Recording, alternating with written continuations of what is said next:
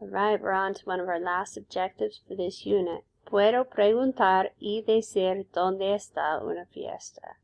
I'm going to ask and answer about where our party is. So our main question is, ¿dónde está la fiesta? You've asked, what are we doing at the party? When is the party? Now we can say, ¿dónde está? Where is the party? So there are a couple of ways you can answer this. One, you could say, la fiesta está. The party is. And then you could go on and answer that.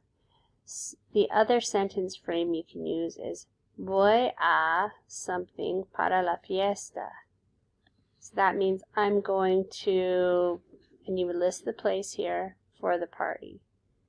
So for a few examples, ¿dónde está la fiesta de cumpleaños? You can say, la fiesta está en la piscina. The party is in the pool.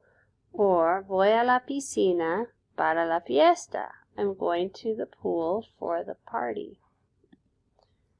¿Dónde está la fiesta de cumpleaños? La fiesta está en mi casa, or voy a mi casa para la fiesta. So the party is in my house, or I'm going to my house for the party. ¿Dónde está la fiesta de cumpleaños? La fiesta está a un restaurante, or voy a un restaurante para la fiesta. So the party is at a restaurant, or I'm going to a restaurant for the party. Couple of other little notes. A can mean at, like está a un restaurante, at a restaurant, or a can mean to, like voy a mi casa, I'm going to my house.